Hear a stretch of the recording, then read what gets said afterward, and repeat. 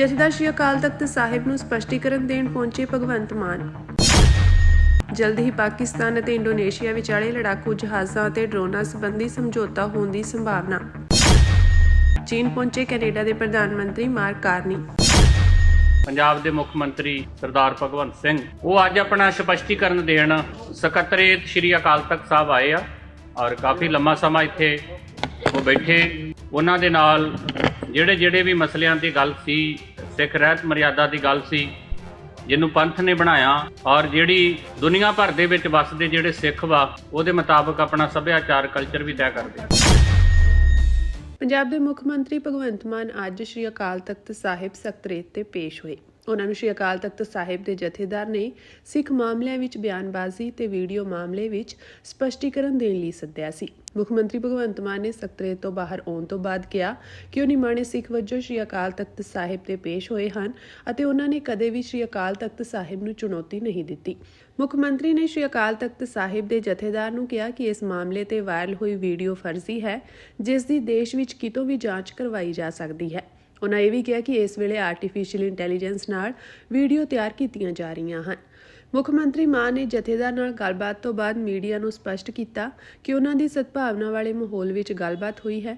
ਉਹਨਾਂ ਕੋਲੋਂ ਜੋ ਕੁਝ ਵੀ ਪੁੱਛਿਆ ਗਿਆ ਸੀ ਉਹਨਾਂ ਉਸ ਬਾਰੇ ਸਪਸ਼ਟ ਕਰ ਦਿੱਤਾ ਹੈ। ਉਹਨਾਂ ਦੱਸਿਆ ਕਿ ਜਥੇਦਾਰ ਨੂੰ 25 ਤੋਂ 30 ਹਜ਼ਾਰ ਪੰਨਿਆਂ ਵਾਲੀਆਂ ਕੁਝ ਫਾਈਲਾਂ ਦਿੱਤੀਆਂ ਗਈਆਂ ਹਨ, ਜਿਨ੍ਹਾਂ ਵਿੱਚ ਕੁਝ ਸ਼ਿਕਾਇਤਾਂ ਵੀ ਹਨ। ਵੀਡੀਓ ਸੰਬੰਧੀ ਮੁੱਖ ਮੰਤਰੀ ਨੇ ਆਖਿਆ ਕਿ ਇਹ ਜਾਲੀ ਵੀਡੀਓ ਹੈ, ਉਹ ਜਿੱਥੇ ਵੀ ਚਾਹੁਣ ਇਸ ਦੀ ਜਾਂਚ ਕਰਵਾ ਸਕਦੇ ਹਨ। ਜਥੇਦਾਰ ਅਕਾਲ ਤਖਤ ਸਾਹਿਬ ਵੱਲੋਂ ਜੋ ਆਦੇਸ਼ ਹੋਏ ਸੀ ਕਿ ਅੱਜ ਦੀ ਤਰੀਕ 'ਚ ਮੈਂ ਆਪਣਾ ਪੱਖ, ਮੈਂ ਆਪਣਾ ਸਪਸ਼ਟੀਕਰਨ ਜਿਹੜਾ ਉਹ ਸਕੱਤਰੇਤ ਦੇ ਵਿੱਚ, ਅਕਾਲ ਤਖਤ ਸਾਹਿਬ ਦੀ ਸਕੱਤਰੇਤ ਦੇ ਵਿੱਚ ਪੇਸ਼ ਹੋ ਕੇ ਮੈਂ ਆਪਣਾ ਪੱਖ ਰੱਖਾਂ। ਸੋ ਉਸੇ ਸਿਲਸਿਲੇ 'ਚ ਅੱਜ ਇੱਕ ਨਿਮਾਣੇ ਸਿੱਖ ਦੇ ਤੌਰ ਤੇ ਸਰਵਉੱਚ ਸ਼੍ਰੀ ਅਕਾਲ ਤਖਤ ਸਾਹਿਬ ਵਿਖੇ ਨਤਮਸਤਕ ਹੋਏ ਹਾਂ। ਪੰਜਾਬ ਦੇ ਮੁੱਖ ਸੇਵਾਦਾਰ ਦੇ ਤੌਰ ਤੇ, ਮੁੱਖ ਮੰਤਰੀ ਦੇ ਤੌਰ ਤੇ ਮੇਰੇ ਕੋਲੇ ਜੋ ਕੁਝ ਸ਼੍ਰੋਮਣੀ ਪ੍ਰਬੰਧਕ ਕਮੇਟੀ ਦੇ ਪ੍ਰਬੰਧਾਂ ਦੇ ਵਿੱਚ ਕੋਈ ਕਮੀਆਂ ਖਾਮੀਆਂ ਦੀ ਕੋਈ ਮੇਰੇ ਕੋਲ ਸ਼ਿਕਾਇਤ ਜਾਂ ਕੋਈ ਮੇਰੇ ਕੋਲੇ ਕੋਈ ਸ਼ਿਕਵਾ ਜਾਂ ਕੋਈ ਮੰਗ ਆਉਂਦੀ ਸੀ ਕਿ ਇਹ ਸਾਡੇ ਵੱਲੋਂ ਇਹਦਾ ਪੱਖ ਜਿਹੜਾ ਹੈ ਰੱਖਿਆ ਜਾਵੇ। ਸੋ ਮੈਂ ਸਾਰਾ ਉਹ ਰਿਕਾਰਡ ਸਬੂਤਾਂ, ਜਿਹੜੇ ਲਿਖਤੀ ਸਬੂਤ ਜਿਹੜੇ ਮੈਂ ਜਮ੍ਹਾਂ ਕਰਾਇਆ, ਉਹਦੇ ਚੋਂ ਕਾਪੀਆਂ ਕੁਝ ਮੇਰੇ ਕੋਲੇ ਵੀ ਨੇ, ਕਿਉਂਕਿ ਮਾਮਲਾ ਬਹੁਤ ਸੈਂਟੀਮੈਂਟਲ, ਇਸ ਕਰਕੇ ਮੈਂ ਸਿੰਘ ਸਾਹਿਬ ਨੇ ਯਕੀਨ ਵੀ ਦਵਾਇਆ ਕਿ ਅਸੀਂ ਇਹਨਾਂ ਨੂੰ ਕੱਲੇ ਕਾਗਜ਼ ਨੂੰ ਦੇਖਾਂਗੇ ਤੇ ਅੱਗੇ ਫੈਸਲਾ ਲੈਣਾ, ਕਿਉਂਕਿ ਸ਼੍ਰੋਮਣੀ ਗੁਰਦੁਆਰਾ ਪ੍ਰਬੰਧਕ ਕਮੇਟੀ ਜਿਹੜੀ ਆ ਉਹ ਸਾਰਾ ਪ੍ਰਬੰਧ ਜਿਹੜਾ ਸਾਡੇ ਸਿੱਖ ਧਰਮ ਦੇ ਵਿੱਚ ਉਹਨਾਂ ਦੇ ਕੰਟਰੋਲ 'ਚ ਹੈ ਤੇ ਅਕਾਲ ਤਖਤ ਸਾਹਿਬ ਸੁਪਰੀਮੋ ਨੇ ਤੇ ਉਹ ਫੈਸਲਾ ਸਿੰਘ ਸਾਹਿਬ ਨੇ ਲੈਣਾ। ਜੋ ਪਿਛਲੇ ਦਿਨਾਂ 'ਚ ਕੁਝ ਸੋਸ਼ਲ ਮੀਡੀਆ ਤੇ ਜਾਂ ਕਿਸੇ ਵੀ ਕਿਸਮ ਦੇ ਮੀਡੀਆ 'ਚ ਇਸ ਤਰ੍ਹਾਂ ਦੀਆਂ ਪਰਸੈਪਸ਼ਨਾਂ ਜਾਂ ਨੈਰੇਟਿਵਸ ਬਣਾਏ ਜਾ ਰਹੇ ਸੀ ਕਿ ਸ਼ਾਇਦ ਭਗਵੰਤ ਮਾਨ ਅਕਾਲ ਤਖਤ ਸਾਹਿਬ ਨੂੰ ਚੈਲੰਜ ਕਰ ਰਹੇ। ਇਸ ਤਰ੍ਹਾਂ ਦਾ ਕੋਈ ਸਵਾਲ ਹੀ ਪੈਦਾ ਨਹੀਂ ਹੁੰਦਾ, ਨਾ ਹੀ ਮੇਰੀ ਕੋਈ ਹਿੰਮਤ, ਨਾ ਮੇਰੀ ਕੋਈ ਔਕਾਤ ਕਿ ਮੈਂ ਅਕਾਲ ਤਖਤ ਸਾਹਿਬ ਦੀ ਸਰਵਉੱਚਤਾ ਨੂੰ ਕਿਸੇ ਵੀ ਪੱਖ ਤੋਂ ਮੈਂ ਕੋਈ ਚੈਲੰਜ ਕਰਾਂ ਜਾਂ ਕੋਈ ਮੱਥਾ ਲਾਉਣ ਵਾਲੀ ਗੱਲ, ਜਿਵੇਂ ਕੋਈ ਇਹਨੇ ਮੱਥਾ ਲਾ ਲਿਆ ਜੇ ਉਹ, ਇਸ ਤਰ੍ਹਾਂ ਦਾ ਕੋਈ, ਮੈਂ ਸਿੰਘ ਸਾਹਿਬ ਨੂੰ ਕਿਹਾ ਜੀ ਮੇਰੇ ਵੱਲੋਂ ਕੋਈ ਨੀਅਤ ਮੇਰੀ ਇਦਾਂ ਦੀ, ਨਾ ਹੀ ਮੈਂ ਸੋਚ ਹੀ ਨਹੀਂ ਸਕਦਾ। ਅਸੀਂ ਤਾਂ ਪਿੰਡ ਦੇ ਵਿਚਾਲੇ ਵੀ ਜੇ ਨਿਸ਼ਾਨ ਸਾਹਿਬ ਲੱਗਿਆ ਹੋਵੇ ਤੇ ਸਾਨੂੰ ਸੜਕ ਤੇ ਜਾਂਦਿਆਂ ਨੂੰ ਨਜ਼ਰ ਆ ਜੇ ਤਾਂ ਵੀ ਮੱਥਾ ਟੇਕਣ ਵਾਲੇ ਬੰਦੇ ਆ ਤੇ ਪਰਮਾਤਮਾ ਦੇ ਇਸ ਗੱਲੋਂ ਸ਼ੁਕਰਗੁਜ਼ਾਰ ਹਾਂ ਕਿ ਐਡੀ ਵੱਡੀ ਸੇਵਾ ਸਾਨੂੰ ਪੰਜਾਬ ਦੀ ਪਰਮਾਤਮਾ ਨੇ ਬਖਸ਼ੀ ਹੈ। ਪਰਮਾਤਮਾ ਸਮੱਤ ਬਖਸ਼ੇ, ਸਾਨੂੰ ਬਲ ਬਖਸ਼ੇ ਕਿ ਅਸੀਂ ਆਪਣੇ ਪ੍ਰਦੇਸ਼ ਨੂੰ, ਆਪਣੇ ਸੂਬੇ ਨੂੰ, ਆਪਣੇ ਪੰਜਾਬ ਦੇ ਲੋਕਾਂ ਨੂੰ ਤਰੱਕੀਆਂ ਦੇ ਸਕੀਏ, ਸਹੂਲਤਾਂ ਦੇ ਸਕੀਏ, ਸੁੱਖ ਸ਼ਾਂਤੀ ਦੀ ਜ਼ਿੰਦਗੀ ਬਤੀਤ ਕਰਨ ਦਾ ਮਾਹੌਲ ਦੇ ਸਕੀਏ। ਉਹ ਵੀਡੀਓ ਨਕਲੀ ਹੈ ਜੀ।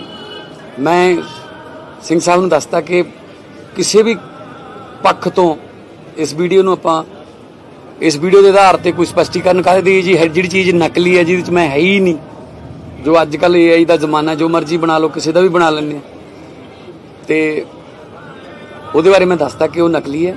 ਜਿੱਥੋਂ ਮਰਜ਼ੀ ਸਿੰਘ ਸਾਹਿਬ ਕਹਿਣ, ਜਿਹੜੀ ਮਰਜ਼ੀ ਫੋਰੈਂਸਿਕ ਲੈਬ ਦੇ ਵਿੱਚ ਜਾ ਕੇ ਉਹਦੀ ਜਾਂਚ ਕਰਾ ਸਕਦੇ ਨੇ, ਤੇ ਉਹ ਵੀਡੀਓ ਬਿਲਕੁਲ ਨਕਲੀ ਹੈ ਜੀ। ਉਹਦੇ 'ਚ ਮੈਂ ਹੈ ਹੀ ਨਹੀਂ, ਤੇ ਨਾ ਹੀ ਇੰਟੀਰੀਅਰ ਘਰ ਵਾਲਾ ਕੋਈ ਜਾਂ ਕੋਈ ਹੋਰ ਇਦਾਂ ਦਾ। ਵੈਸੇ ਫੋਰੈਂਸਿਕ ਜਾਂਚ ਤੋਂ ਪਹਿਲਾਂ ਜੇ ਆਪਾਂ ਨੇਕਡ ਆਈ ਨਾਲ, ਨੰਗੀ ਅੱਖ ਨਾਲ ਵੀ ਦੇਖੀਏ ਤਾਂ ਵੀ ਮਤਲਬ ਉਹ ਨਕਲੀ ਹੋਈ ਲੱਗਦੀ ਹੈ, ਪਤਾ ਹੀ ਲੱਗਦਾ। ਸੋ ਮੈਂ ਇਹ ਦੱਸਦਾ ਜੀ ਕਿ ਤੁਸੀਂ ਜਿੱਥੇ ਕਹੋਗੇ, ਦੇਸ਼ ਦੀ ਜਿਹੜੀ ਮਰਜ਼ੀ ਲੈਬ ਜਿਹੜੀ ਹੈ ਫੋਰੈਂਸਿਕ ਦੀ, ਉਹ ਜਿਹਦੀ ਜਾਂਚ ਕਰਾ ਲਓ, ਤੇ ਉਹ ਨਕਲੀ ਹੈ। ਮੈਂ ਨਕਲੀ ਬਾਰੇ ਸਪਸ਼ਟੀਕਰਨ ਕੀਤਾ। ਦੂਜੇ ਪਾਸੇ ਸ਼੍ਰੀ ਅਕਾਲ ਤਖਤ ਸਾਹਿਬ ਦੇ ਕਾਰਜਕਾਰੀ ਜਥੇਦਾਰ ਗਿਆਨੀ ਕੁਲਦੀਪ ਸਿੰਘ ਗੜਗੱਜ ਨੇ ਮੁੱਖ ਮੰਤਰੀ ਭਗਵੰਤ ਮਾਨ ਵੱਲੋਂ ਦਿੱਤੇ ਗਏ ਸਪਸ਼ਟੀਕਰਨ ਤੇ ਤਸੱਲੀ ਦਾ ਪ੍ਰਗਟਾਵਾ ਕੀਤਾ। ਉਨ੍ਹਾਂ ਆਖਿਆ ਕਿ ਮੁੱਖ ਮੰਤਰੀ ਨੇ ਮੰਨਿਆ ਹੈ ਕਿ ਉਨ੍ਹਾਂ ਵੱਲੋਂ ਸਿੱਖ ਸਿਧਾਂਤਾਂ, ਪਰੰਪਰਾਵਾਂ ਤੇ ਮਰਿਆਦਾ ਬਾਰੇ ਕੀਤੀ ਗਈ ਬਿਆਨਬਾਜ਼ੀ ਠੀਕ ਨਹੀਂ ਸੀ। ਤਾਂ ਪਿਛਲੇ ਸਮੇਂ ਤੋਂ ਜੋ ਵੀ ਚੱਲ ਰਿਹਾ ਸੀ, ਪੰਜਾਬ ਦੇ ਮੁੱਖ ਮੰਤਰੀ ਸਰਦਾਰ ਭਗਵੰਤ ਸਿੰਘ, ਉਹ ਅੱਜ ਆਪਣਾ ਸਪਸ਼ਟੀਕਰਨ ਦੇਣ ਸਕੱਤਰੇਤ ਸ਼੍ਰੀ ਅਕਾਲ ਤਖਤ ਸਾਹਿਬ ਆਏ ਆ, ਔਰ ਕਾਫੀ ਲੰਮਾ ਸਮਾਂ ਇੱਥੇ ਉਹ ਬੈਠੇ। ਉਹਨਾਂ ਦੇ ਨਾਲ ਜਿਹੜੇ ਵੀ ਮਸਲਿਆਂ ਦੀ ਗੱਲ ਸੀ, ਸਿੱਖ ਰਹਿਤ ਮਰਿਆਦਾ ਦੀ ਗੱਲ ਸੀ, ਜਿਹਨੂੰ ਪੰਥ ਨੇ ਬਣਾਇਆ, ਔਰ ਜਿਹੜੀ ਦੁਨੀਆ ਭਰ ਦੇ ਵਿੱਚ ਵੱਸਦੇ ਜਿਹੜੇ ਸਿੱਖ ਵਾ, ਉਹਦੇ ਮੁਤਾਬਕ ਆਪਣਾ ਸੱਭਿਆਚਾਰ, ਕਲਚਰ ਵੀ ਤੈਅ ਕਰਦੇ। ਫਿਰ ਦਸਵੰਧ ਦੀ ਗੱਲ ਆ, ਕਿਉਂਕਿ ਆਪਾਂ ਸਭ ਜਾਣਦੇ, ਘਾਲ ਖਾਏ ਕਿਛ ਹੱਥੋਂ ਦੇ, ਨਾਨਕ ਰਾਹ ਪਛਾਣੇ ਸੇ। ਗੋਲਕ ਗੁਰੂ ਦੀ ਜਿਹੜੀ ਆ, ਇਹ ਪੜਦੇ ਕੱਜਦੀ ਆ। ਕਈ ਵਾਰੀ ਬੰਦਾ ਉਹਨੇ 1 ਰੁਪਈਆ ਵੀ ਭੇਟਾ ਕਰਨਾ ਵਾ ਤੇ ਉਹ ਗੋਲਕ 'ਚ ਪਾ ਸਕਦਾ। ਉਹਦੀ ਗੁਰੂ ਪ੍ਰਤੀ ਸ਼ਰਧਾ ਭਾਵ ਨਹੀਂ, ਭਗਤ ਭਾਏ ਕੌਡੀ ਅਗਰ ਭਾਗ ਰੱਖੈ, ਤਾਹੇ ਗੁਰ ਸਰਬ ਨਿਧਾਨ ਦਾਨ ਦੇਤ। ਬਾਕੀ ਗੋਲਕ ਦੇ ਵਿੱਚ ਸ਼ਰਧਾ ਹੁੰਦੀ ਆ, ਇੱਥੇ ਗੁਰੂ ਕੇ ਲੰਗਰ ਚੱਲਦੇ ਆ। ਇਹੋ ਜਿਹੇ ਮਸਲੇ ਸੀ, ਰਹਿਤ ਮਰਿਆਦਾ ਦਾ ਮਸਲਾ ਸੀ, ਪਿਛਲੀਆਂ ਕੁਝ ਵੀਡੀਓ ਦੀ ਗੱਲ ਸੀ। ਉਹਦੇ ਸੰਬੰਧੀ ਅੱਜ ਪੰਜਾਬ ਦੇ ਮੁੱਖ ਮੰਤਰੀ ਨੇ ਸਰਦਾਰ ਭਗਵੰਤ ਸਿੰਘ, ਉਹਨਾਂ ਨੇ ਬਹੁਤ ਇੱਥੇ ਪਹੁੰਚ ਕੇ ਤੇ ਆਪਣੇ ਹਰ ਸਪਸ਼ਟੀਕਰਨ ਜਿਹੜਾ ਦਿੱਤਾ ਵਾ ਉਹ ਪਰ ਰੱਖ ਲਿਆ। ਔਰ ਆਉਣ ਵਾਲੇ ਸਮੇਂ ਦੇ ਵਿੱਚ ਜਦੋਂ ਵੀ ਪੰਜ ਸਿੰਘ ਸਾਹਿਬਾਨ ਦੀ ਇਕੱਤਰਤਾ ਹੋਊਗੀ, ਉਹਨਾਂ ਦੇ ਸਪਸ਼ਟੀਕਰਨ ਨੂੰ ਪੰਜ ਸਿੰਘ ਸਾਹਿਬਾਨ ਦੀ ਇਕੱਤਰਤਾ ਦੇ ਵਿੱਚ ਵਿਚਾਰਿਆ ਜਾਊਗਾ। ਬਾਕੀ ਇੱਕ ਵੀਡੀਓ ਜਿਹੜੀ ਚੱਲ ਰਹੀ ਉਹਦਾ ਮਸਲਾ ਵਾ, ਦੇਸ਼ਾਂ ਵਿਦੇਸ਼ਾਂ 'ਚ ਸ਼ਿਕਾਇਤਾਂ ਆਈਆਂ, ਤੇ ਮੈਂ ਉਹਨਾਂ ਨੂੰ ਆਖਿਆ ਸੀ ਵੀ ਤੁਸੀਂ ਆਪਣੀਆਂ ਕੋਈ 2 ਲੈਬਾਂ ਜਾਂ ਜਿਹੜੀਆਂ ਵੀ ਉਹ ਦੱਸੋ। ਅਸੀਂ ਉਹਨਾਂ ਲੈਬਾਂ ਦੇ ਵਿੱਚੋਂ ਹੀ ਇਹ ਜਿਹੜੀ ਹੈਗੀ ਆ ਵੀਡੀਓ, ਇਹਦਾ ਸੱਚ ਸਾਹਮਣੇ ਆਉਣਾ ਚਾਹੀਦਾ, ਕਿ ਉਹਦੀ ਫੋਰੈਂਸਿਕ ਜਾਂਚ ਜਿਹੜੀ ਉਹ ਕਰਵਾ ਕੇ, ਤਾਂ ਕਿ ਸੱਚ ਸਾਹਮਣੇ ਆ ਸਕੇ। ਬਾਕੀ ਇਹ ਸ਼੍ਰੀ ਅਕਾਲ ਤਖਤ ਸਾਹਿਬ ਕਿਸੇ ਨਾਲ ਵੈਰ ਨਹੀਂ ਰੱਖਦਾ। ਜੋ ਸ਼ਰਨ ਆਵੇ ਤਿਸ ਕੰਠ ਲਾਏ, ਇਹ ਬਿਰਧ ਸੁਆਮੀ ਸੰਦਾ।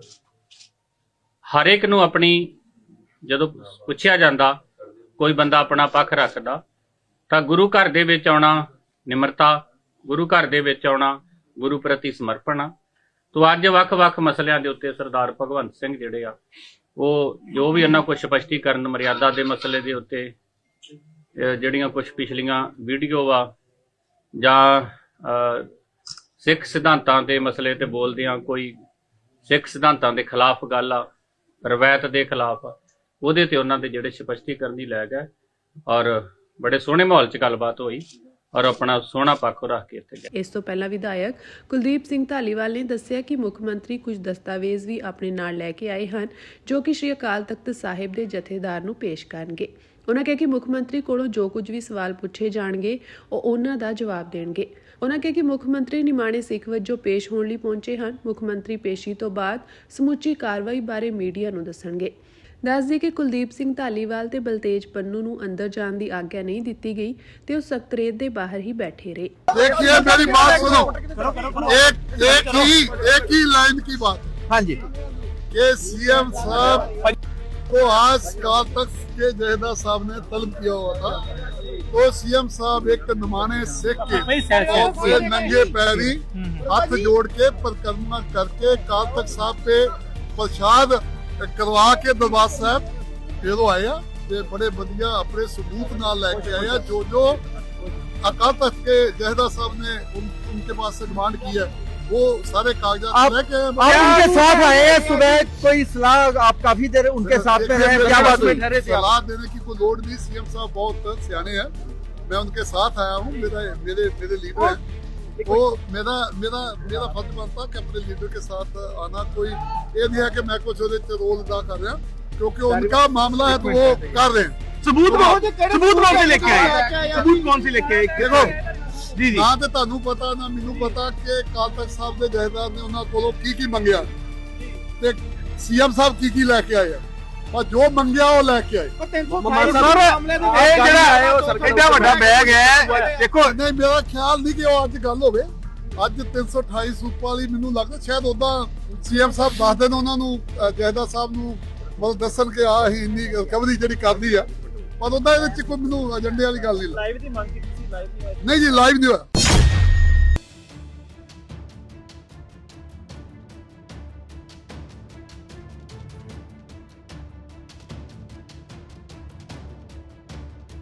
ਪਾਕਿਸਤਾਨ ਅਤੇ ਇੰਡੋਨੇਸ਼ੀਆ ਵਿਚਕਾਰ ਰੱਖਿਆ ਸਹਿਯੋਗ ਨੂੰ ਮਜ਼ਬੂਤ ਕਰਨ ਲਈ ਲੜਾਕੂ ਜਹਾਜ਼ਾਂ ਅਤੇ ਡਰੋਨਾਂ ਸੰਬੰਧੀ ਇੱਕ ਵੱਡਾ ਸਮਝੌਤਾ ਤੈਅ ਹੋਣ ਦੇ ਬਹੁਤ ਨੇੜੇ ਪਹੁੰਚ ਗਿਆ ਹੈ। ਸੁਰੱਖਿਆ ਮਾਮਲਿਆਂ ਨਾਲ ਜੁੜੇ ਸੂਤਰਾਂ ਮੁਤਾਬਕ ਦੋਵੇਂ ਦੇਸ਼ਾਂ ਵਿਚਕਾਰ ਗੱਲਬਾਤ ਆਖਰੀ ਪੜਾਅ ਤੇ ਹੈ, ਹਾਲਾਂਕਿ ਹਜੇ ਤੱਕ ਕੋਈ ਅੰਤਿਮ ਸਮਝੌਤਾ ਸਾਈਨ ਨਹੀਂ ਹੋਇਆ ਹੈ। ਇੰਡੋਨੇਸ਼ੀਆ ਦੇ ਰੱਖਿਆ ਮੰਤਰੀ ਲੈਫਟੀਨੈਂਟ ਜਨਰਲ ਸਜ਼ਾਫਰੀ ਸਜ਼ਾ ਮੁਸੋਇਦੀਨ ਨੇ ਇਸਲਾਮਾਬਾਦ ਵਿੱਚ ਪਾਕਿਸਤਾਨ 에ਅਰ ਫੋਰਸ ਦੇ ਮੁਖੀ air chief marshal Zahid Ahmed Babar Sidhu ਨਾਲ ਮੁਲਾਕਾਤ ਕੀਤੀ। ਇਸ ਮੁਲਾਕਾਤ ਦੌਰਾਨ ਦੋਵੇਂ ਪੱਖਾਂ ਨੇ ਫੌਜੀ ਸਹਿਯੋਗ, ਹਵਾਈ ਤਾਕਤ ਅਤੇ ਤਕਨੀਕੀ ਸਾਂਝ ਬਾਰੇ ਵਿਸਥਾਰ ਨਾਲ ਚਰਚਾ ਕੀਤੀ। ਗੱਲਬਾਤ ਦਾ ਕੇਂਦਰ ਪਾਕਿਸਤਾਨ ਚੀਨ ਵੱਲੋਂ ਤਿਆਰ ਕੀਤਾ ਗਿਆ JF-17 ਥੰਡਰ ਲੜਾਕੂ ਜਹਾਜ਼ ਰਿਹਾ। ਸੂਤਰਾਂ ਅਨੁਸਾਰ ਇੰਡੋਨੇਸ਼ੀਆ 40 ਤੋਂ ਵੱਧ JF-17 ਜਹਾਜ਼ ਖਰੀਦਣ ਵਿੱਚ ਦਿਲਚਸਪੀ ਰੱਖਦਾ ਹੈ। ਇਸ ਦੇ ਨਾਲ ਪਾਕਿਸਤਾਨ ਵੱਲੋਂ ਬਣਾਏ ਗਏ ਸ਼ਾਪਰ ਡਰੋਨ ਜੋ ਨਿਗਰਾਨੀ ਅਤੇ ਹਮਲਾਵਰ ਮਿਸ਼ਨਾਂ ਲਈ ਵਰਤੇ ਜਾਂਦੇ ਹਨ ਉਹ ਵੀ ਇਸ ਸੰਭਾਵਿਤ ਡੀਲ ਦਾ ਹਿੱਸਾ ਹੋ ਸਕਦੇ ਹਨ। ਇਸ ਤੋਂ ਇਲਾਵਾ ਹਵਾਈ ਰੱਖਿਆ ਪ੍ਰਣਾਲੀਆਂ, ਪਾਇਲਟਾਂ ਅਤੇ ਤਕਨੀਕੀ ਸਟਾਫ ਲਈ ਟ੍ਰੇਨਿੰਗ ਅਤੇ ਲੰਮੇ ਸਮੇਂ ਦੀ ਫੌਜੀ ਸਾਂਝ ਬਾਰੇ ਵੀ ਗੱਲਬਾਤ ਕੀਤੀ ਗਈ। ਦੋਵੇਂ ਦੇਸ਼ਾਂ ਦੇ ਰੱਖਿਆ ਵਿਭਾਗਾਂ ਨੇ ਪੁਸ਼ਟੀ ਕੀਤੀ ਹੈ ਕਿ ਮੁਲਾਕਾਤ ਹੋਈ ਹੈ, ਪਰ ਡੀਲ ਦੀਆਂ ਵਿਸਥਾਰਿਤ ਜਾਣਕਾਰੀਆਂ ਹਾਲੇ ਸਰਕਾਰੀ ਤੌਰ ਤੇ ਜਾਰੀ ਨਹੀਂ ਕੀਤੀਆਂ ਗਈਆਂ। ਦੱਸਦੇ ਕਿ ਇੰਡੋਨੇਸ਼ੀਆ ਇਸ ਸਮੇਂ ਆਪਣੀ ਪੁਰਾਣੀ 에ਅਰ ਫੋਰਸ ਨੂੰ ਆਧੁਨਿਕ ਬਣਾਉਣ ਦੀ ਕੋਸ਼ਿਸ਼ ਕਰ ਰਿਹਾ ਹੈ। ਇਸ ਸੰਦਰਭ ਵਿੱਚ ਉਹ ਪਹਿਲਾਂ ਹੀ ਫਰਾਂਸ ਦੇ ਰਾਫੇਲ ਜਹਾਜ਼ਾਂ ਅਤੇ ਤੁਰਕੀ ਦੇ ਕਾਨ ਫਾਈਟਰ ਜੈਟਾਂ ਲਈ ਆਰਡਰ ਕਰ ਚੁੱਕਿਆ ਹੈ, ਜਦਕਿ ਹੋਰ ਵਿਕਲਪਾਂ ਤੇ ਵਿਚਾਰ ਕੀਤਾ ਜਾ ਰਿਹਾ ਹੈ। ਦੂਜੇ ਪਾਸੇ ਪਾਕਿਸਤਾਨ ਦੇ ਰੱਖਿਆ ਉਦਯੋਗ ਨੇ ਪਿਛਲੇ ਕੁਝ ਸਾਲਾਂ ਵਿੱਚ ਅੰਤਰਰਾਸ਼ਟਰੀ ਮਾਰਕੀਟ ਵਿੱਚ ਆਪਣੀ ਪਹਿਚਾਣ ਮਜ਼ਬੂਤ ਕੀਤੀ ਹੈ। ਪਾਕਿਸਤਾਨ ਨਾ ਸਿਰਫ ਇੰਡੋਨੇਸ਼ੀਆ ਸਗੋਂ ਲੀਬੀਆ, ਸੁਡਾਨ, ਬੰਗਲਾਦੇਸ਼ ਅਤੇ ਸਾਊਦੀ ਅਰਬ ਵਰਗੇ ਦੇਸ਼ਾਂ ਨਾਲ ਵੀ ਰੱਖਿਆ ਸਾਜ਼ੋ ਸਮਾਨ ਦੀ ਨਿਰਯਾਤ ਸੰਬੰਧੀ ਗੱਲਬਾਤ ਕਰ ਰਿਹਾ ਹੈ।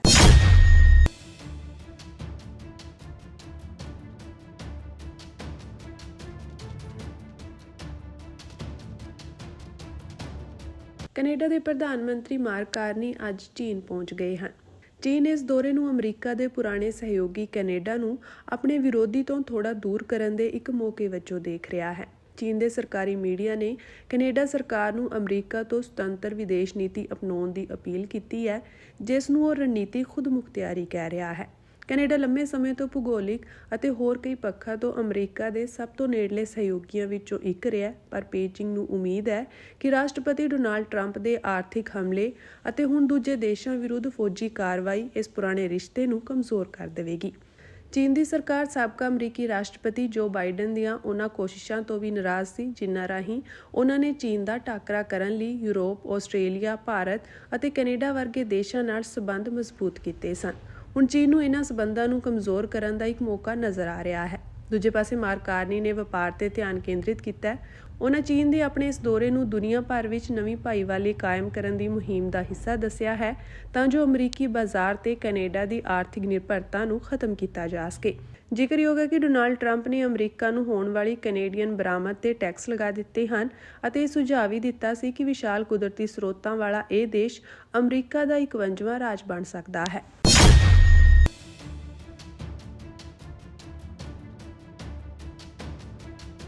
ਅੰਮ੍ਰਿਤਸਰ ਦੇ ਪਿੰਡ ਦੇਵੀਦਾਸਪੁਰਾ ਜੰਡਿਆਲਾ ਗੁਰੂ ਨੇੜੇ ਤੋਂ ਇੱਕ ਦਰਦਨਾਕ ਖਬਰ ਸਾਹਮਣੇ ਆਈ ਹੈ, ਜਿਸ ਨਾਲ ਪੂਰੇ ਪਿੰਡ ਅਤੇ ਇਲਾਕੇ ਵਿੱਚ ਸੋਗ ਦੀ ਲਹਿਰ ਫੈਲ ਗਈ ਹੈ। ਕੈਨੇਡਾ ਗਏ ਇੱਕ ਨੌਜਵਾਨ ਦੀ ਗੋਲੀਆਂ ਮਾਰ ਕੇ ਹੱਤਿਆ ਕਰ ਦਿੱਤੀ ਗਈ ਹੈ। ਮ੍ਰਿਤਕ ਨੌਜਵਾਨ ਦੀ ਪਛਾਣ ਸਿਮਰਨਜੀਤ ਸਿੰਘ ਪੁੱਤਰ ਸੁਖਦੇਵ ਸਿੰਘ ਵਾਸੀ ਪਿੰਡ ਦੇਵੀਦਾਸਪੁਰਾ ਵਜੋਂ ਹੋਈ ਹੈ। ਪਰਿਵਾਰਕ ਮੈਂਬਰਾਂ ਨੇ ਦੱਸਿਆ ਕਿ ਸਿਮਰਨਜੀਤ ਸਿੰਘ ਸਾਲ 2023 ਵਿੱਚ ਸਟੱਡੀ ਬੇਸ ਤੇ ਕੈਨੇਡਾ ਗਿਆ ਸੀ।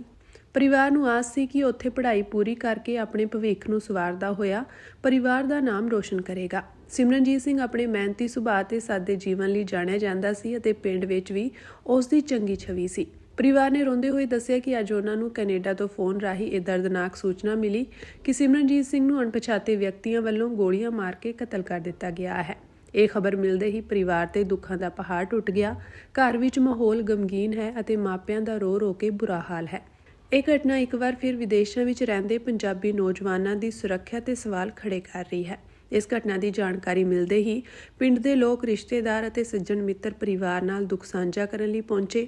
ਹਰ ਕਿਸੇ ਦੀਆਂ ਅੱਖਾਂ ਭਰੀਆਂ ਹੋਈਆਂ ਹਨ ਅਤੇ ਲੋਕ ਇਸ ਹੱਤਿਆ ਦੀ ਨਿੰਦਾ ਕਰ ਰਹੇ ਹਨ। ਕੈਨੇਡਾ ਪੁਲਿਸ ਵੱਲੋਂ ਮਾਮਲੇ ਦੀ ਜਾਂਚ ਸ਼ੁਰੂ ਕਰ ਦਿੱਤੀ ਗਈ ਹੈ ਅਤੇ ਹੱਤਿਆ ਦੇ ਕਾਰਨਾਂ ਦੀ ਤਹਿਕੀਕਾਤ ਕੀਤੀ ਜਾ ਰਹੀ ਹੈ। ਪਰਿਵਾਰ ਨੇ ਕੈਨੇਡਾ ਸਰਕਾਰ ਅਤੇ ਪੁਲਿਸ ਪ੍ਰਸ਼ਾਸਨ ਤੋਂ ਮੰਗ ਕੀਤੀ ਹੈ ਕਿ ਕਾਤਲਾਂ ਨੂੰ ਜਲਦੀ ਗ੍ਰਿਫਤਾਰ ਕਰਕੇ ਸਖਤ ਸਜ਼ਾ ਦਿੱਤੀ ਜਾਵੇ ਤਾਂ ਜੋ ਉਹਨਾਂ ਨੂੰ ਇਨਸਾਫ ਮਿਲ ਸਕੇ। ਸਰਕਾਰਾਂ ਨੂੰ ਇਹ ਅਧਿਕਾਰ ਹੈ ਕਿ ਸਰਕਾਰਾਂ ਆ ਕੇ ਸਾਨੂੰ ਸਾਡੇ ਗੁਰੂਆਂ ਦਾ ਹਿਸਾਬ ਪੁੱਛਣ। ਕਿਸ ਨੇ ਅਧਿਕਾਰ ਦਿੱਤਾ ਸਰਕਾਰੀ ਮੁਲਾਜ਼ਮਾਂ ਨੂੰ ਕਿ ਉਹ ਸੱਚਖੰਡ ਦੇ ਵਿੱਚ ਜਾ ਕੇ ਕੀ ਉਹ ਮੁਲਾਜ਼ਮ ਗੁਰਸਿੱਖ ਸਨ? ਮੁੱਖ ਮੰਤਰੀ ਸਾਹਿਬ ਨੂੰ ਕਿਹਨੇ ਇਹ ਅਧਿਕਾਰ ਦਿੱਤਾ ਕਿ ਸਾਡੇ ਤੋਂ ਉਹ ਸਾਡੇ ਗੁਰੂ ਦਾ ਰਿਕਾਰਡ ਪੁੱਛਣਗੇ? ਪੰਜਾਬ ਦੇ ਮੁੱਖ ਮੰਤਰੀ ਭਗਵੰਤ ਮਾਨ ਨੇ ਬੀਤੇ ਕੱਲ੍ਹ ਸ੍ਰੀ ਗੁਰੂ ਗ੍ਰੰਥ ਸਾਹਿਬ ਜੀ ਦੇ ਸਰੂਪਾਂ ਨੂੰ ਲੈ ਕੇ ਵੱਡਾ ਬਿਆਨ ਦਿੱਤਾ ਸੀ। ਉਹਨਾਂ ਨੇ ਕਿਹਾ ਸੀ ਕਿ ਨਵਾਂ ਸ਼ਹਿਰ ਦੇ ਬੰਗਾ ਨੇੜੇ ਇੱਕ ਧਾਰਮਿਕ ਅਸਥਾਨ ਤੋਂ ਸ੍ਰੀ ਗੁਰੂ ਗ੍ਰੰਥ ਸਾਹਿਬ ਜੀ ਦੇ 169 ਸਰੂਪ ਮਿਲੇ ਹਨ, ਜਿਨ੍ਹਾਂ ਵਿੱਚੋਂ ਸਿਰਫ 30 ਸਰੂਪਾਂ ਦਾ ਹੀ ਰਿਕਾਰਡ ਮਿਲਿਆ ਹੈ। ਹੁਣ ਸੀਐਮ ਭਗਵੰਤ ਮਾਨ ਦੇ ਬਿਆਨ ਤੇ ਰਸੋਖਾਣਾ ਗੁਰਦੁਆਰਾ ਸ਼੍ਰੀ ਨਾਭ ਕੰਵਲ ਰਾਜਾ ਸਾਹਿਬ ਦੇ ਪ੍ਰਬੰਧਕਾਂ ਨੇ ਮੁੱਖ ਮੰਤਰੀ ਭਗਵੰਤ ਮਾਨ ਦੇ ਬਿਆਨ ਨੂੰ ਬੇਬੁਨਿਆਦ ਦੱਸਿਆ ਹੈ। ਰਸੋਖਾਣਾ ਗੁਰਦੁਆਰਾ ਸ਼੍ਰੀ ਨਾਭ ਕੰਵਲ ਰਾਜਾ ਸਾਹਿਬ ਦੇ ਪ੍ਰਬੰਧਕ ਅਮਰੀਕ ਸਿੰਘ ਬੱਲੋਵਾਲ ਨੇ ਕਿਹਾ ਕਿ ਸ਼੍ਰੀ ਅਕਾਲ ਤਖਤ ਸਾਹਿਬ ਵਿਖੇ ਪੇਸ਼ੀ ਤੋਂ ਧਿਆਨ ਭਟਕਾਉਣ ਲਈ ਸੀਐਮ ਭਗਵੰਤ ਮਾਨ ਨੇ ਅਜਿਹਾ ਬਿਆਨ ਦਿੱਤਾ ਹੈ। ਉਹਨਾਂ ਦੱਸਿਆ ਕਿ 169 ਚੋਂ 107 ਸਰੂਪ ਸ਼੍ਰੋਮਣੀ ਗੁਰਦੁਆਰਾ ਪ੍ਰਬੰਧਕ ਕਮੇਟੀ ਵੱਲੋਂ ਪ੍ਰਕਾਸ਼ਿਤ ਕੀਤੇ ਗਏ। ਰਾਜਾ ਸਾਹਿਬ ਜੀ ਨੇ ਹਮੇਸ਼ਾ ਸੰਗਤ ਨੂੰ ਸ੍ਰੀ ਗੁਰੂ ਗ੍ਰੰਥ ਸਾਹਿਬ ਜੀ ਦੇ ਲੜ ਲਾਇਆ ਹੈ। ਸਾਲ 1978 ਤੋਂ 2012 ਤੱਕ 79 ਗੁਰੂ ਗ੍ਰੰਥ ਸਾਹਿਬ ਜੀ ਦੇ ਸਰੂਪ ਪ੍ਰਕਾਸ਼ਿਤ ਕੀਤੇ ਗਏ। ਇਸ ਤੋਂ ਇਲਾਵਾ ਉਹਨਾਂ ਨੇ ਜਾਣਕਾਰੀ ਦਿੱਤੀ ਕਿ 30 ਬਿਰਧ ਸਰੂਪਾਂ ਨੂੰ ਗੋਇੰਦਵਾਲ ਸਾਹਿਬ ਵਿਖੇ ਜਮ੍ਹਾਂ ਕਰਵਾਇਆ ਗਿਆ ਹੈ। ਸਾਲ 2014 ਦੀ ਪ੍ਰਿੰਟਿੰਗ ਤੌਰ ਤੇ ਉਹਨਾਂ ਕੋਲ ਸਾਰੀ ਜਾਣਕਾਰੀ ਹੈ। ਕਥਿਤ ਗਾਇਬ ਹੋਏ ਸਰੂਪਾਂ ਦਾ ਮਾਮਲਾ ਸਾਲ 2015 ਤੋਂ 2019 ਦਾ ਹੈ। SIT ਦੀ ਟੀਮ ਤੇ ਸਵਾਲ ਚੁੱਕਦੇ ਹੋਏ ਪ੍ਰਬੰਧਕਾਂ ਨੇ ਕਿਹਾ ਕਿ ਸਾਡੇ ਕੋਲ ਕਈ ਦਿਨ ਲਗਾਤਾਰ SIT ਦੇ ਮੈਂਬਰ ਆਉਂਦੇ ਰਹੇ। ਉਹਨਾਂ ਨੇ ਆਪ ਹੀ SIT ਨੂੰ ਰਿਕਾਰਡ ਦਿੱਤਾ, ਪਰ ਦੁੱਖ ਦੀ ਗੱਲ ਇਹ ਹੈ ਕਿ SIT ਦੇ ਮੈਂਬਰਾਂ ਨੇ ਇੱਥੇ ਕੁਝ ਹੋਰ ਕਿਹਾ ਅਤੇ ਉੱਥੇ ਕੁਝ ਹੋਰ ਕਿਹਾ। ਉਹਨਾਂ ਨੇ ਆਪਣੀ ਗੱਲ ਜਾਰੀ ਰੱਖਦੇ ਹੋਏ ਕਿਹਾ ਕਿ ਜੇਕਰ ਇੱਥੇ ਸਰੂਪਾਂ ਦੀ ਰਹਿਤ ਮਰਿਆਦਾ ਵਿੱਚ ਕਮੀ ਹੈ ਤਾਂ ਸ਼੍ਰੀ ਅਕਾਲ ਤਖਤ ਸਾਹਿਬ ਜੀ ਦੇ ਜਥੇਦਾਰ ਟੀਮ ਭੇਜਣ। ਹਾਲਾਂਕਿ ਸਮੇਂ-ਸਮੇਂ ਤੇ ਸ਼੍ਰੋਮਣੀ ਕਮੇਟੀ ਇੱਥੇ ਆਉਂਦੀ ਰਹਿੰਦੀ ਹੈ। ਇਸ ਤੋਂ ਇਲਾਵਾ ਉਹਨਾਂ ਨੇ ਪੰਜਾਬ ਸਰਕਾਰ ਨੂੰ ਸਵਾਲ ਪੁੱਛਦੇ ਹੋਏ ਕਿਹਾ ਕਿ ਕੀ ਸਰਕਾਰ ਕੋਲ ਇਹ ਅਧਿਕਾਰ ਹੈ ਕਿ ਉਹ ਸਾਡੇ ਗੁਰੂਆਂ ਦਾ ਹਿਸਾਬ ਮੰਗਣ। ਇਸ ਤੋਂ ਇਲਾਵਾ ਅਮਰੀਕ ਸਿੰਘ ਨੇ ਕਿਹਾ ਕਿ ਅਸੀਂ ਅਕਾਲ ਤਖਤ ਸਾਹਿਬ ਦੇ ਜਥੇਦਾਰ ਗਿਆਨੀ ਕੁਲਦੀਪ ਸਿੰਘ ਅੜਗਜ ਨੂੰ ਬੇਨਤੀ ਕਰਦੇ ਹਾਂ ਕਿ ਉਹ ਆਪਣੀ ਟੀਮ ਭੇਜਣ ਅਤੇ ਇੱਥੇ ਆ ਕੇ ਚੈਕਿੰਗ ਕਰਵਾ ਲੈਣ ਤਾਂ ਕਿ ਇੱਥੋਂ ਦੇ ਪਾਵਨ ਸਰੂਪਾਂ ਦਾ ਨਿਰੀਖਣ ਕੀਤਾ ਜਾ ਸਕੇ। ਤੁਹਾਡੇ ਰਾਹੀਂ ਮੈਂ ਮੁੱਖ ਮੰਤਰੀ ਸਾਹਿਬ ਨੂੰ ਸਵਾਲ ਕਰਦਾ ਹਾਂ ਕਿ ਤੁਸੀਂ ਤਾਂ ਕਹਿ ਦਿੱਤਾ ਸਟੇਜ ਤੋਂ ਕਿ 328 ਲਾਪਤਾ ਸਰੂਪਾਂ ਦੇ ਵਿੱਚੋਂ 169 ਮਹਾਰਾਜ ਦੇ ਸਰੂਪ ਜਿਹੜੇ ਨੇ ਉਹ ਅਸੀਂ ਬੰਗਿਆਂ ਦੇ ਲਾਗੇ ਸਥਾਨ ਤੋਂ ਪ੍ਰਾਪਤ ਕਰ ਲਏ। ਮੀਡੀਆ ਵਾਲੇ ਅਦਾਰਿਆਂ ਨੇ ਇਹ ਵੀ ਖਬਰ ਚਲਾਤੀ ਵੀ ਉਹ ਰਾਜਾ ਸਾਹਿਬ ਦਾ ਮਜਾਰਾ 9 ਬਾਦ ਦਾ ਸਥਾਨ ਹੈ, ਰਸੋਖਾਨਾ ਹੈ।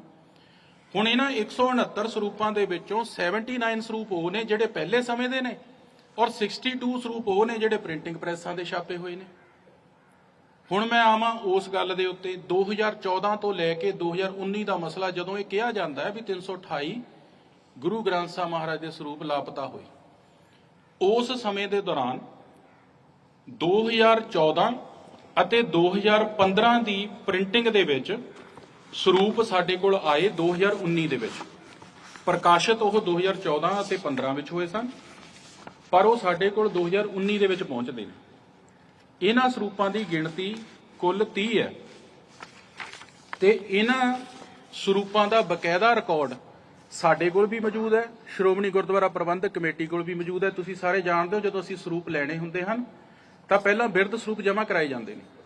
30 ਗੁਰੂ ਗ੍ਰੰਥ ਸਾਹਿਬ ਮਹਾਰਾਜ ਦੇ ਬਿਰਧ ਸਰੂਪ, ਇਹ ਸਰੂਪ ਪ੍ਰਾਪਤ ਕਰਨ ਤੋਂ ਪਹਿਲਾਂ ਗੋਇੰਦਵਾਲ ਸਾਹਿਬ ਜਮ੍ਹਾਂ ਕਰਵਾਏ ਗਏ ਸਤਿਕਾਰ ਸਹਿਤ ਰਸੋਖਾਨਾ ਸਾਹਿਬ ਦੀ ਪ੍ਰਬੰਧਕ ਕਮੇਟੀ ਵੱਲੋਂ। ਉਸ ਤੋਂ ਬਾਅਦ ਸਾਰਾ ਧਾਰਮਿਕ ਜੋ ਰੀਤ ਰਿਵਾਜ ਹੈ ਉਹ ਪੂਰਾ ਕਰਨ ਤੋਂ ਬਾਅਦ, ਸਾਰੀ ਰਿਕੁਆਇਰਮੈਂਟ ਪੂਰੀ ਕਰਨ ਤੋਂ ਬਾਅਦ 30 ਸਰੂਪ ਸਾਨੂੰ ਪ੍ਰਾਪਤ ਹੁੰਦੇ ਨੇ। ਜਿਨ੍ਹਾਂ ਚੋਂ 20 ਸਰੂਪ ਰਸੋਖਾਨਾ ਮਜਾਰਾ ਰਾਜਾ ਸਾਹਿਬ ਦੀ ਪ੍ਰਬੰਧਕ ਕਮੇਟੀ ਲੈ ਕੇ ਆਉਂਦੀ ਹੈ। ਹੁਣ ਮੈਂ ਤੁਹਾਨੂੰ ਦੱਸ ਦਵਾਂ 2014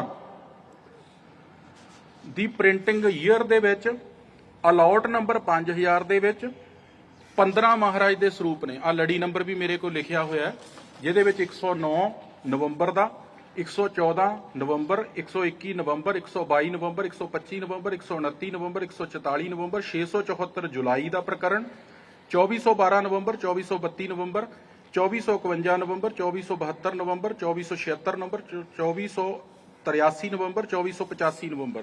ਇਹ 15 ਮਹਾਰਾਜ ਦੇ ਸਰੂਪ ਨੇ ਜਿਹੜੇ 2014 ਦੇ ਵਿੱਚ ਸ਼੍ਰੋਮਣੀ ਗੁਰਦੁਆਰਾ ਪ੍ਰਬੰਧਕ ਕਮੇਟੀ ਛਪਾਈ ਕਰਦੀ ਹੈ ਤੇ 2019 ਵਿੱਚ ਬਹੁਤ ਹੀ ਅਦਬ ਸਤਿਕਾਰ ਸਹਿਤ ਨਤਮਸਤਕ ਹੋ ਕੇ ਇਹਨਾਂ ਸਰੂਪਾਂ ਨੂੰ ਰਸੋਖਾਨਾ ਮਜਾਰਾ ਰਾਜਾ ਸਾਹਿਬ ਦੀ ਪ੍ਰਬੰਧਕ ਕਮੇਟੀ ਰਸੋਖਾਨਾ ਸਾਹਿਬ ਦੇ ਦਰਬਾਰ ਤੇ ਲੈ ਕੇ ਆਉਂਦੀ ਹੈ।